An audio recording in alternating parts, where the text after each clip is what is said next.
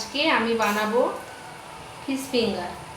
কড়াইতে সর্ষের তেল দিয়েছি, তাতে পেঁয়াজ কুচি দিয়ে ভালো করে ভেজে নেব। একটু বেশি পেঁয়াজ কুচি দিচ্ছি।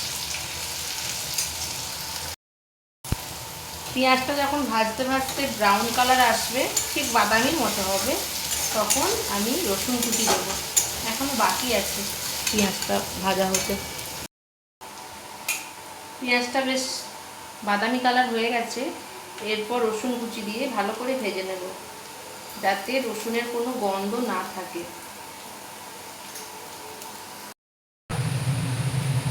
আর রসুনটাও ভাজা হয়ে গেল। আমি এবার আদা বাটা দিচ্ছি। আদা কুচি দিতে পারি, কিন্তু আমার আদা বাটা ছিল তো শুধু, সেই জন্য আলাদা করে আর কুচালাম না।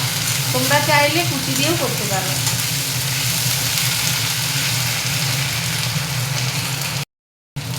কাঁচা লঙ্কা কুচি, পরিমাণ মতো লবণ। যেই ফিশ ফিঙ্গারটা বানাবো, এটা তার মশলাটা করছে। 1 চামচ কাশ্মীরি লঙ্কা গুঁড়ো, 2 চামচের মতো জিরে গুঁড়ো,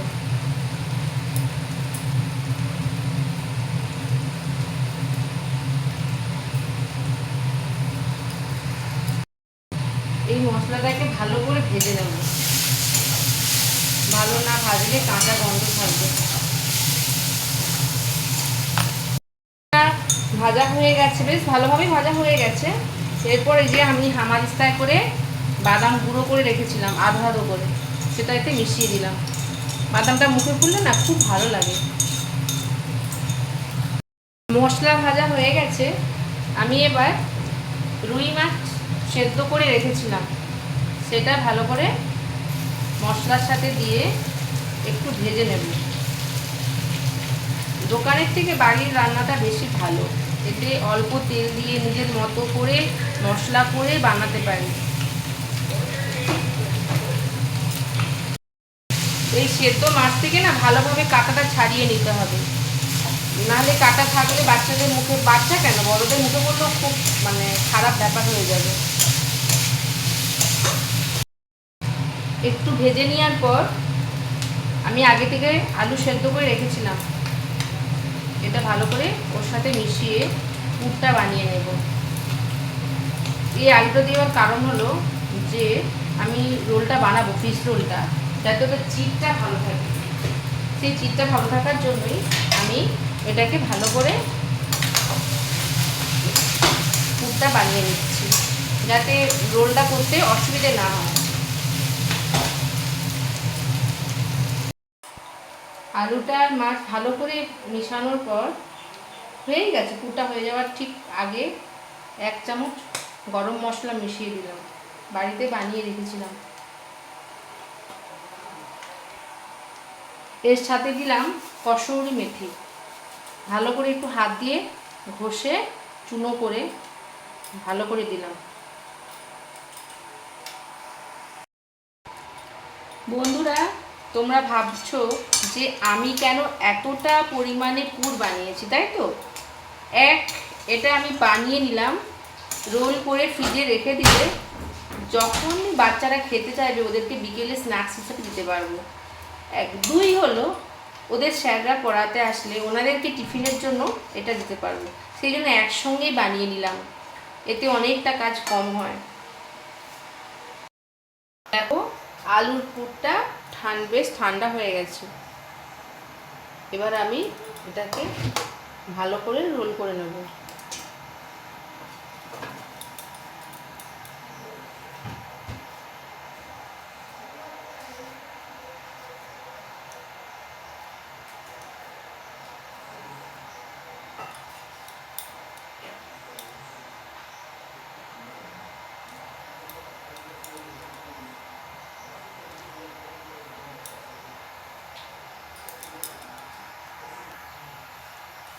আমি আপাতত 2টো ডিম নিয়েছি, একটু নুন নিয়ে ভালো করে ফেটিয়ে নেব।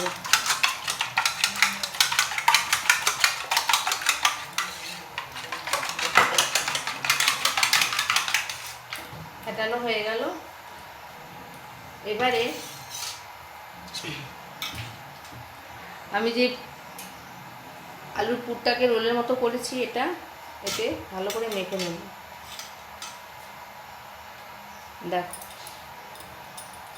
আমি এখানে কিছুটা বিস্কুটের গুঁড়ো নিয়েছি।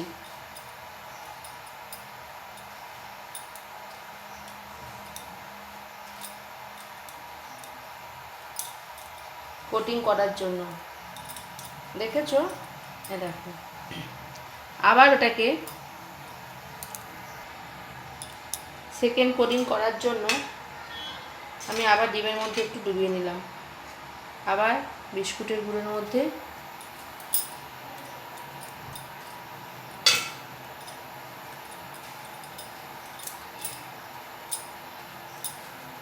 এইভাবে কোডিং করে নেব। এইভাবে আমি একটা একটা করে কোডিংগুলো করে নেব।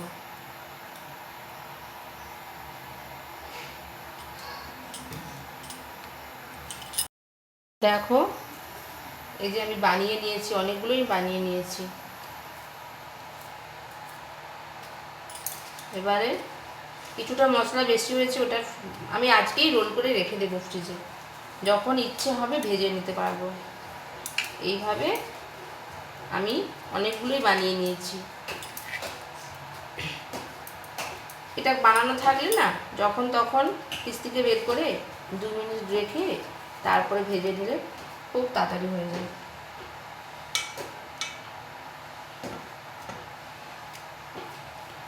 দেখেছো, আমি এই যে এতগুলো বানিয়েছি, দেখো।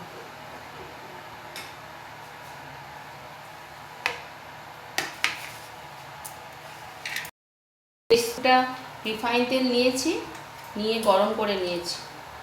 এবার আমি আস্তে আস্তে রোলগুলো ভাজবো।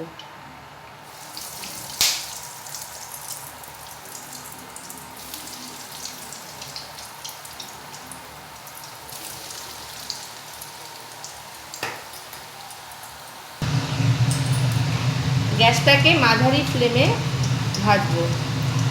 বেশি থাকলে খুব তাড়াতাড়ি চুয়ে যাবে, ভেতরটা ভাজা হবে না। সেই জন্য একদম হালকা করে ফ্লেম থাকবে সেরকম করে, খুব সিমেও না।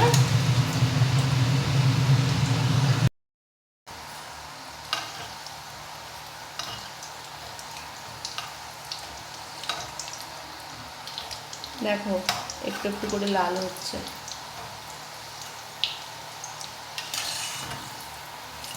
এই 3টে আগে দিয়েছিলাম, একটু বেশি লাল হয়ে গেছে, এটা পরে দিয়েছিলাম।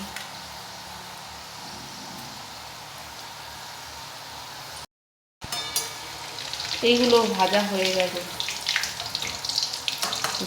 গেছে, এবার একটা একটা করে আমি তুলে নেব।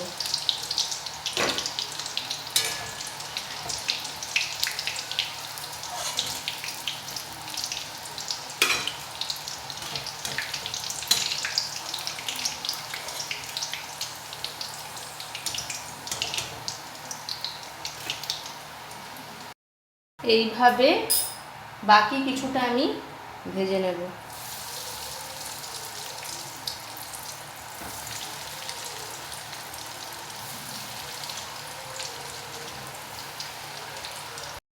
এইভাবে আমি বানিয়ে নিয়েছি, তোমরা বাড়িতে এইভাবে বানিয়ে নাও, আর কমেন্টে জানিও যে কেমন হয়েছে। বাড়িতে করলে একটা কেন, দুটো খেতে পারি, কিন্তু দোকানে গেলে ভেবেচিন্তে খেতে হয়, তাই না? আমার ভিডিওটা যদি ভালো লাগে লাইক করো, কমেন্ট করো। ঠিক আছে বন্ধুরা, আজকের মতো টাটা।